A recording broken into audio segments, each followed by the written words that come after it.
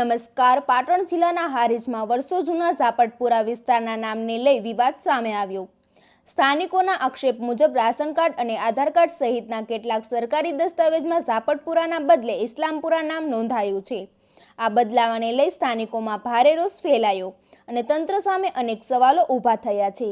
સ્થાનિકોની માંગ છે કે સમગ્ર મામલે નિષ્પક્ષ તપાસ કરી જો કોઈ ટેકનિકલ ભૂલ અથવા ગેરરીતિ હોય તો તેનો તાત્કાલિક સુધારી વર્ષો જૂના મૂળ નામ ઝાપટપુરા જ સરકારી દસ્તાવેજોમાં દર્શાવવામાં આવે.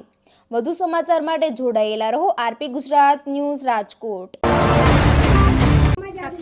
મારું નામ ઝાપટપરા હતું, હવે ઇસ્લામપરા નામ પાડ્યું છે બરોબર. એટલે મને લગ્ન કરે 35 વર્ષ 30 વર્ષ થયા, તારનું ઝાપટપરા નામ હતું, હવે ઇસ્લામપરા પાડ્યું. એટલે આ આધાર કાર્ડમાં કંટ્રોલના કાર્ડમાં ઝાપટપરા નામ આવે છે, પણ શા કારણે આવી ખબર નહીં. હવે જે નવા રેશન કાર્ડો આવે છે એમાં કયું નામ આવે છે? ઇસ્લામપરા જ આવે.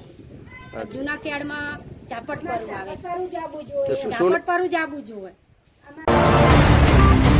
મંગુબેન, અમારું વર્ષોથી 50 વર્ષથી ઝાપટપરું પણ અમારે કેવાયસી કરવા જાય એમાં આ માણસોએ અમારું કેવાયસી ઇસ્લામપરું નામ પાડ્યું, એટલે અમારે તો ઝાપટપરું જ રાખવું. કેટલા વર્ષથી આ નામ છે ઝાપટપુરું? ઝાપટપરું તો 50 વર્ષ થઈ ગયા. મારી યાદીમાં 50 વર્ષ થઈ. અને નવું નામ ક્યારથી દાખલ થયું? અમારા કેવાયસી કરવા જતા સાહેબ. શું માંગ છે તમારી? માંગ શું છે? માંગ ઝાપટપરું નરસિંહભાઈ ઝાપટપરું. હા, એટલે કંઈક આ વિસ્તારનું નામ બદલાયું છે. આ વિસ્તારનું મોમેડન વધારે થયા એટલે વિસ્તારનું નામ બદલાયું. શું નામ રાખ્યું છે? ઇસ્લામપુરો કરે છે. આ ઝાપટપરું છે. પહેલો લાલ બંગલો હતો, પછી ઝાપટપરું કર્યું. હજી મોજૂદ છે કે પાડાવાળાનો, અને આ લોપ પાડી તો ઝાપટપરું જ છે. શું માંગ છે? ઝાપટપરું. મારું નામ શેખ ઇમ્તિયાઝ અહેમદ ખાન છે અને હું હારીજ ઝાપટપુરા વિસ્તારનો રહેવાસી છું. આ વિસ્તારનું નામ શરૂઆતથી ઝાપટપરા જ છે અને આવનાર સમયમાં પણ ઝાપટપરા વિસ્તાર જ રહેશે.